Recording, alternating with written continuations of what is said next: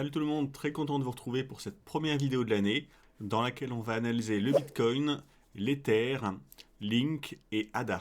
Avant de débuter avec le Bitcoin, quelques annonces sur Diabolo pour ceux qui nous suivent.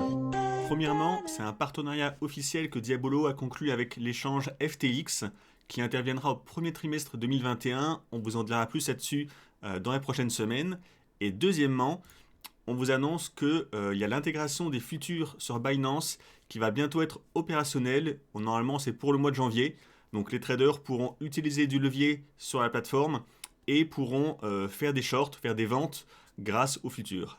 Il y aura pas mal d'autres grosses annonces en 2021. Diabolo continue sa croissance, c'est une bonne chose. On espère que ceux qui ont acheté le token Diabolo pourront faire des belles plus-values sur l'année 2021. Et on passe maintenant au cœur du sujet, l'analyse sur le Bitcoin. Alors si vous n'avez pas hiberné durant ces dernières semaines, vous savez que le Bitcoin a explosé. Au moment de la vidéo, on est à 34 000, un peu plus même. Donc c'est du bull run, ça fait en graphique mensuel 3 mois que ça explose à la hausse. La question que tout le monde doit se poser, c'est jusqu'où ça va aller? La réponse est simple, c'est qu'on ne peut pas le prévoir. Il n'y a pas de réponse magique qui nous dit que le Bitcoin va s'arrêter à 35 000, à 40, à 50. On ne peut pas le savoir. Si vous suivez les vidéos Diabolo depuis un certain temps, vous savez qu'on est vraiment fan de l'analyse technique. Mais ici, en l'occurrence, l'analyse technique ne peut pas vraiment nous aider à prévoir jusqu'où ça peut aller. Alors on pourrait tracer techniquement des extensions de Fibo, des projections de ce que pourraient faire les cours dans le futur, mais le problème c'est que l'analyse technique ça repose avant tout sur une certaine logique du marché, sur des choses qu'on a constatées de façon empirique. Mais ici, on n'est plus dans la logique et dans l'objectivité, on est vraiment dans le mode euphorie. Et dans ce mode, les choses qui sont en théorie rationnelles n'ont pas vraiment leur place. Donc plutôt qu'essayer de canaliser quelque chose d'irrationnel en essayant de savoir jusqu'où ça va aller, pour moi, le raisonnement logique, c'est de se dire c'est hyper haussier, je ne sais pas jusqu'où ça va aller, mais ce qu'il faut faire, c'est tenter des achats. Si ça continue à monter à ce rythme-là, vous serez très vite en bénéfice. Et si jamais ça retombe, tant pis, le but du jeu en tant que bon trader, ça sera de sortir de position rapidement pour avoir des pertes minimes. Pour jouer avec des stops serrés, avec des stops maîtrisés qui ne coûteraient pas très cher, on va être obligé de chercher des points d'entrée en petit time frame. Là, dans les plus grands time frames, en hebdo, en mensuel ou même en journalier, on ne peut plus vraiment vouloir jouer pour des swings parce que, vu comme on est monté en ligne droite hyper rapidement depuis l'année dernière, il n'y a jamais eu de vraie correction. Si jamais il devait y avoir une vraie correction dans les prochaines semaines, ça pourrait baisser de plusieurs dizaines de pourcents. Et le souci, c'est qu'on ne peut pas estimer quand va avoir lieu la correction. De la même façon qu'on ne peut pas estimer jusqu'où on va grimper pendant l'euphorie, on ne peut pas estimer quand est-ce que l'euphorie va s'arrêter sur le marché et quand est-ce qu'on va avoir une correction. Donc pour moi, le plan est plutôt clair. Si vous êtes acheteur en swing depuis longtemps, vous restez à l'achat. Des fois que ça continue à monter, tant mieux, ça fait des bénéfices. Et si vous n'êtes pas acheteur ou si vous voulez renforcer, dans ce cas-là, il faut passer en graphique court terme pour trouver des points d'entrée avec un stop serré pour tenter de profiter de la continuation de l'euphorie. Ici, on est en graphique 2 heures et on va faire au plus simple avec un indicateur que je vous avais déjà présenté dans une vidéo antérieure avec le Super Trend. On va le rajouter donc en format 2 heures. Alors je rappelle rapidement le Super Trend, c'est un indicateur qui vous montre la tendance. Quand les cours sont au-dessus de la ligne verte, c'est qu'il faut être à l'achat. Quand on passe en dessous, c'est qu'il y a une correction. Les signaux d'achat théoriques, c'est quand les cours sont sous la ligne et qui repassent au-dessus. D'ailleurs, l'indicateur ici vous met une flèche verte, c'est le signal théorique d'achat. Ou alors, on peut également acheter les différents replis quand on est au-dessus de la ligne et qu'on la reteste. C'est un support et ça fait rebondir les cours assez souvent. Donc là, si on regarde juste ça, j'ai simplement mis à la main des petites flèches vertes sous les niveaux sur lesquels on aurait acheté avec cette logique. Donc les replis à chaque fois sur la ligne verte du Super Trend, ici, là et là, ou alors les achats quand on repasse au-dessus et qu'on était en dessous avant. On voit qu'il y a quand même un taux de réussite qui est très intéressant. Là, les 4 flèches vertes, ça serait des trades qui seraient actuellement gagnants. Là, pareil, on a testé la ligne verte, ça rebondit. Là, pareil. Et on peut voir ça très souvent. Alors, des fois, ça marche pas.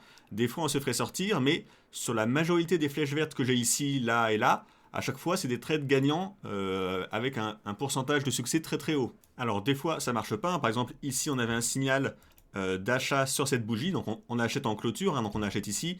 Ensuite, les cours repartent à la baisse. Donc là, voyons, on passe sous le super trend sur cette bougie. Je vais grossir un peu ici. Donc ça veut dire que là, si on sort, bah, on s'est fait stopper avec moins 5, moins 6%, parce qu'on est passé dessous, donc on coupe.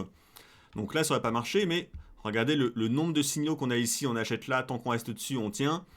Là pareil, ici pareil. Regardez le nombre de signaux qu'on a qui sont bons par rapport aux peu de signaux qui sont faux qui n'auraient pas marché. Et en plus, les signaux qui ne marchent pas ne nous coûtent pas trop cher, hein.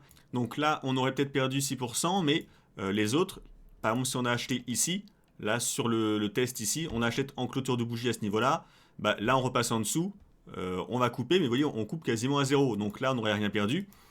Et sur le nombre total des flèches en vert, hein, n'hésitez pas à mettre vous-même sur le graphique, vous verrez tous les niveaux d'entrée. Ah ben, on aurait eu un trade coupé à moins 5, moins 6%, 2-3 trades coupés à 0, et tous les autres qui sont là, c'est des entrées potentielles qu'on aurait pu prendre. Alors ça ne veut pas dire qu'il faut toutes les prendre, hein. Je ne vais pas vous dire de prendre 50 positions, mais pour ceux qui cherchent des entrées, ah ben, toutes les flèches en vert quasiment, c'était des niveaux d'entrée potentiels pour se placer ou pour renforcer une position, hein, si vous êtes déjà à l'achat sur le Bitcoin à long terme. Alors ça va pas marcher comme ça à l'infini, hein, mais l'autre avantage, c'est que vous voyez, les pertes qu'on aurait eues à chaque fois sont très maîtrisées. Je vous disais au début, si on veut tenter avec un stop serré, avec un stop maîtrisé, et en jouant comme ça avec le super trend dans 2 heures, bah, si vous tentez que ça marche pas, vous serez coupé, mais comme la fois d'avant, à moins 6, moins 7, moins 8% max en général, et vous n'aurez pas perdu grand-chose. Donc c'est une méthode ultra simple que même un enfant pourrait suivre. Ça vous permet d'avoir un fort taux de succès. On voit que ça a très bien marché dans le passé. Quand ça ne marche pas, ça vous permet d'avoir un risque limité avec une sortie de position rapide. Donc en fait, on a tout ce qu'on pourrait attendre d'une méthode. Elle est simple à voir, elle a un risque maîtrisé et elle a un fort taux de succès. Alors pourquoi ça marche aussi bien? C'est pas du tout un indicateur magique, hein. Ça marche bien actuellement parce qu'on a une très forte tendance haussière. Vu que c'est un indicateur de tendance, quand on a une forte tendance, il marche très bien. Et c'est le cas en fait de tous les indicateurs de tendance, hein. Quand la tendance est très affirmée, ça marche très bien. Vu qu'on ne sait pas combien de temps va encore durer la tendance, eh ben, on va être bête et discipliné, entre guillemets, on joue la tendance. Si un jour il y a un vrai retournement de la tendance, que les cours passent durablement sous l'indicateur, eh ben, il faudra changer de méthode parce qu'elle sera plus aussi bonne. Mais voilà, tant que la tendance est très marquée, très haussière comme ce qu'on a sur le Bitcoin, hein, eh ben, ça vaut le coup pour moi de continuer à jouer un peu de cette façon. On passe à l'Ether face au dollar. Donc c'est un peu comme le Bitcoin, hein, c'est super haussier, c'est un peu en mode euphorie. Donc c'est pas le plus simple à analyser techniquement, mais on va quand même regarder ce qu'on peut faire. Ici, j'ai simplement tracé un Fibo du point le plus haut jusqu'au point le plus bas, et on a ici les niveaux de retracement 38, 50, 61, 8. Alors c'est vrai qu'on dirait que ça n'a pas vraiment fonctionné, hein. Le 38, il n'y a pas eu vraiment de réaction. Le 50, on a clôturé un peu dessous. Mais si on regarde en format journalier, le premier test qu'on a fait du 38, regardez, ça a quand même pas mal hésité en journalier dessus. Donc il était quand même assez pris en compte, même si on l'a passé à la hausse. Le 50, pareil, petite réaction baissière, on le franchit à la hausse. Alors qu'est-ce que ça veut dire quand on les franchit à la hausse? Ben, ça veut dire que le Fibo, qui est en fait une résistance à la hausse, est franchi à la hausse, et du coup c'est un signal de continuation de la hausse en théorie. Donc là ça a pas mal hésité sur le 38, hein, on peut hésiter. Là le 50, on voit qu'il est en train d'être passé à la hausse assez fortement après quelques jours d'hésitation. Et du coup, ce qu'on peut se dire maintenant, c'est que le prochain niveau intéressant de résistance, c'est le Fibo 61.8, qui est à 908. On repasse en mensuel. Donc là, je pense que c'est ce qu'on pourrait viser en objectif, hein, pour ceux qui veulent un objectif proche à la hausse. Les 908, c'est le prochain niveau de Fibo, sachant qu'on est quand même sur la mèche haute qu'on a ici. Donc en mensuel, hein, c'était la mèche haute qu'on a fait en mai 2018, ici. Donc là, on vient la tester. Ce que je verrais, moi, c'est peut-être une réaction d'exagération haussière pour aller tester en mèche le 61.8 à 908, avant peut-être une phase de correction. Et encore, je dis peut-être, hein, le marché est tellement euphorique que si vous êtes acheteur, dans tous les cas, je vous conseille de rester à l'achat quoi qu'il arrive. Donc acheteur long terme, je parle, hein, parce que voilà, la tendance est haussière, même s'il y a des petits à-coups, des petites corrections. Normalement, ça devrait continuer à monter tant qu'on n'a pas un vrai signal de retournement à la baisse. Si on veut affiner un peu avec des extensions de Fibo, ce qu'on peut faire, c'est prendre cette vague de hausse et on va la mesurer suite à la phase de baisse qu'on a eue. Donc pour ça, les extensions de Fibo, la taille de la hausse qu'on reporte au point bas suivant. Et là, on a les niveaux d'extension. Donc ces niveaux, par exemple le 300%, ça veut dire que si je prends la taille de la vague de hausse précédente, ici la petite, et que je la reporte au point bas de la vague de baisse qu'on a ici, eh ben, on est à 3 fois cette taille. donc le 300%. Et c'est des niveaux de résistance. On a également le 261,8 ici. Donc là, c'est l'extension de Fibo classique cumulée avec le nombre d'or. Donc ça, c'est des niveaux de résistance. Là, on voit que sous les niveaux actuels, on a l'ancien point haut ici de la mèche haute et le niveau 261,8. Et on aurait, si on arrive à le franchir au-dessus, cette zone qu'on peut cumuler avec ce qu'on a vu avant, le Fibo 61,8 en blanc de cette vague de baisse et l'extension à 300% de cette vague de hausse. Si on veut encore trouver d'autres points avec des extensions de Fibo, cette fois-ci, on va mesurer la vague de baisse qu'on a ici en extension. Donc là, je mets mon Fibo, donc là, on a les retracements ici, et quand on dépasse ce point, on est en extension, et là, on a le point 300% que j'ai mis en jaune, vous voyez ici, quand je mets au point bas ici, les piles ici. Et ce qui est intéressant, c'est qu'on voit que c'est encore une fois un cluster dans cette zone. Là, on a beaucoup de Fibo, entre 910 et 934, on a une grosse zone de résistance. Et pour finir, tant qu'on est dans les Fibo, les extensions, les retracements, on a également une figure harmonique que j'ai tracée ici à l'écran à partir du point haut qu'on a fait ici. Donc je vous montre la figure théorique, c'est ce qu'on appelle la version alternative du BAT. C'est une figure qui a un retracement au point B à 38%, pour les mesures principales seulement on va faire, et qui finit au point D à 1,13%. Donc 1,13 ça veut dire qu'elle finit plus haut que le point de départ AX. Et c'est une figure vendeuse. Donc là, si on regarde ce qu'on a sur le graphique, on a le point B au Fibo 37,6, donc ça correspond à ce Fibo 38,2 à peu de choses près, donc c'est valide. Et le point D à 113, enfin 1,13, finirait ici. Et vous voyez, non, on est encore une fois dans cette très forte zone qu'on avait déjà vue avant. C'est pour ça que pour moi, c'est la zone à viser si vous êtes acheteur. Et c'est la zone où je commencerai vraiment à me méfier d'un mouvement de baisse. Je pense qu'il y a quand même des chances qu'on casse la résistance actuelle ici du point haut pour aller tester via une mèche cette zone avant qu'on ait peut-être un mouvement de baisse. Dans tous les cas, la config ressemble un peu au Bitcoin. C'est dur de canaliser avec l'analyse technique un truc haussier.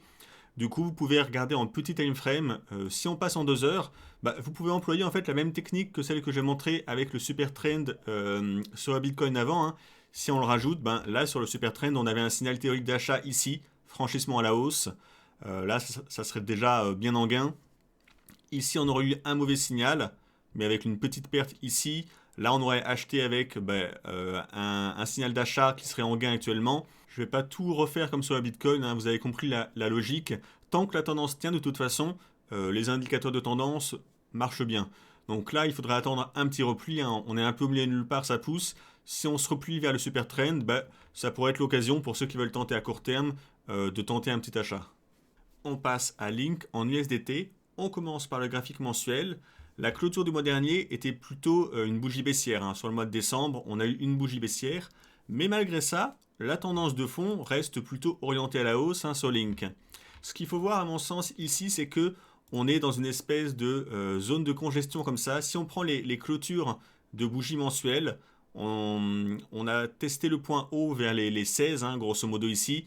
On a une borne basse en clôture mensuelle vers les 9,80, 95, quasiment les 10 pour arrondir, avec des mèches au-dessus d'exagération, ici, là et là, et des mèches en dessous, pareil, ici, là et le mois dernier. Mais au final, depuis qu'on a fait le point haut ici en août, on latéralise. Donc on passe en format hebdomadaire. En hebdo, ce qu'on voit, c'est qu'on retrouve donc la zone mensuelle de latéralisation, avec les excès haussiers et baissiers. Et surtout, en hebdo, ce qu'on peut voir, c'est qu'on a un espèce de triangle symétrique. Donc triangle symétrique, je rappelle, c'est une figure normalement de continuation de tendance, d'un point de vue statistique. Ça veut dire qu'on a plus de chances d'en sortir par le haut, vu qu'on avait une tendance haussière. Donc là, ça congestionne à l'intérieur. Ça pourrait durer pendant encore plusieurs semaines. Faut pas se précipiter, on est en plein au milieu du triangle. On pourrait retester le haut, le bas, etc. Peu importe à la limite. Nous, ce qu'on veut guetter, ce qu'on doit guetter, c'est le sens de sortie. Si on sort par le haut, là on pourra avoir un beau signal d'achat pour une poursuite haussière. Je rappelle que sur un triangle symétrique, en général, c'est la taille de la base qu'on reporte à la cassure, l'objectif de la hausse. Donc ça pourrait faire un gros mouvement haussier, c'est pour ça que je m'y intéresse et que je vous en parle. Pour l'instant, on n'a pas du tout de signal, on est en plein au milieu de la zone de congestion en mensuel, donc c'est clairement pas le moment idéal pour vouloir acheter. On est Également au milieu du triangle symétrique, on a à peu près autant de chemin à la hausse ici qu'à la baisse sur le support. Donc là, pour moi, il faut rester neutre, mais il faut avoir cette figure sur son graphique, ne serait-ce que pour guetter le breakout qu'on pourrait faire à la hausse. Si on en sort à la baisse, il n'y aura rien à faire, tant pis. Mais si on en sort à la hausse, là, ça pourra faire un bon trade à prendre. Donc à suivre en 2021 si ça se produit. Et on va finir avec ADA en USDT. On est en graphique hebdomadaire. Alors j'avais posté ce graphique déjà sur TradingView il y a quelques temps. On a cette fourchette d'Andrews en jaune, donc point du manche ici, point haut, point bas, qui avait très bien canalisé les cours depuis pas mal de semaines, même plusieurs mois.